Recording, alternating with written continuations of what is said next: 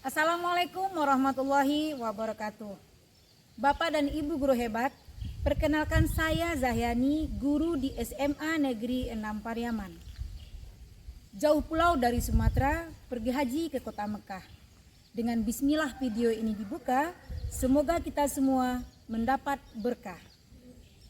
SMA Negeri 6 Pariaman merupakan sekolah termuda di kota Pariaman dan terletak di pinggiran kota yang berdiri sejak tahun 2013. Penerapan kurikulum merdeka di sekolah ini sudah memasuki tahun ketiga. Ketika saya mengajar di kelas 10E3 dengan jumlah peserta didik 30 orang, di dalam kelas saya menghadapi peserta didik dengan motivasi belajar yang kurang. Peserta didik sering tertidur pada jam belajar dan keluar masuk kelas ketika saya mengajar. Penggunaan Android yang tidak bijak sangat mempengaruhi hasil belajar peserta didik. Notifikasi dari berbagai aplikasi sosial media dapat mengalihkan perhatian peserta didik dari materi pelajaran, sehingga mengakibatkan rendahnya partisipasi, kreativitas, dan kolaborasi peserta didik di dalam kelas. Tantangan yang saya hadapi dalam proses pembelajaran adalah bagaimana merancang proses pembelajaran berdiferensiasi yang memenuhi kebutuhan belajar peserta didik. Bagaimana memfasilitasi peserta didik dalam mengembangkan keterampilannya terutama kreativitas dan kolaborasi, dan bagaimana mengoptimalkan pemanfaatan teknologi dalam pembelajaran. Untuk menghadapi situasi dan tantangan tersebut, saya merancang suatu metode pembelajaran dengan bermain cari jodoh dengan kartu Tamasya Ion. Bagaimana proses pembelajarannya? Yuk kita simak video berikut ini. Dari asesmen awal yang saya laksanakan, saya memperoleh data 80% peserta didik suka belajar kimia dengan permainan, 10% tidak suka menghafal, dan 10% lagi kesulitan menghafal rumus kation dan anion. Kemudian saya merancang pembelajaran dengan metode bermain cari jodoh dengan kartu Tamasya Ion. Cari jodoh maksudnya di sini adalah peserta didik mencari pasangan ion dengan bermain lempar bola ion dan menggunakan kartu tata nama senyawa ion. Langkah pertama yang saya lakukan adalah mempersiapkan kartu. Saya membuat dua jenis kartu, yaitu kartu kation dan kartu anion. Di dalam kartu terdapat rumus dan nama ion dalam bentuk kode QR.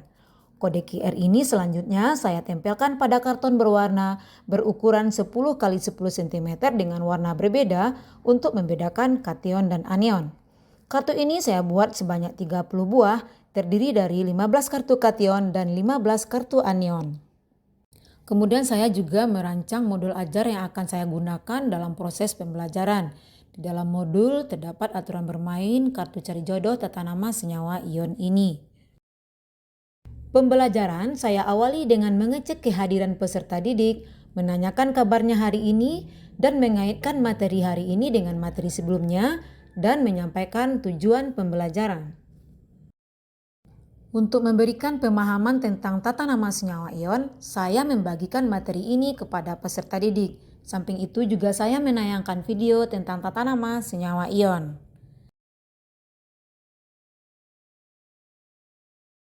Selanjutnya, saya membagi peserta didik menjadi dua kelompok, yaitu kelompok kation dan kelompok anion. Masing-masing kelompok mendapatkan satu bola plastik berwarna oranye dan ungu dan satu penutup mata yang digunakan dalam permainan untuk mencari pasangan dan membagikan kartu secara acak kepada peserta didik. Dalam bermain, satu orang dari kelompok anion berdiri di depan kelompok kation sambil ditutup matanya dan melemparkan bola warna ungu. Kemudian anggota kelompok kation menangkap bola yang dilempar tadi. Yang menangkap bola itulah pasangannya. Bola kation ini 1, 2, 3 lempar.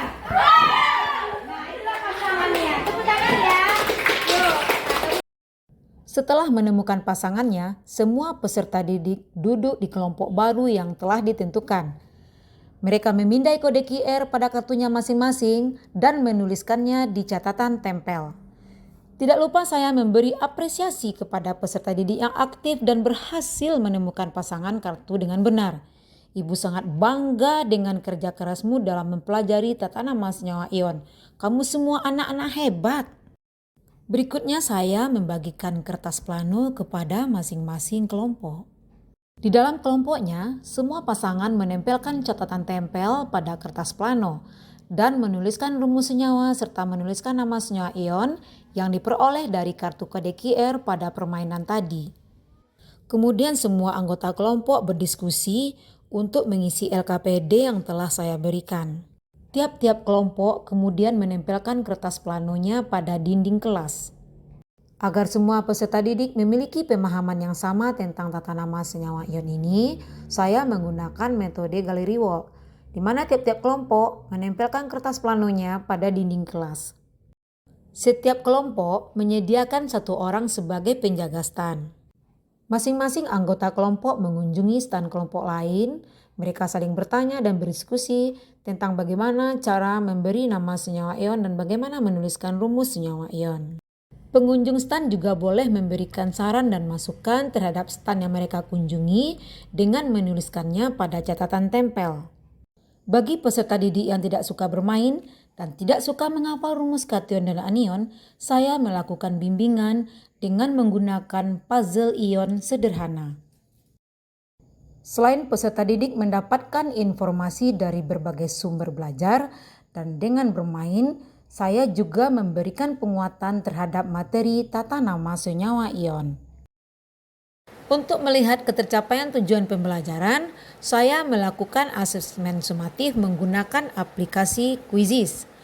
Dan dari hasil asesmen terlihat, 90% peserta didik sudah memiliki pemahaman yang baik tentang tata nama senyawa ion.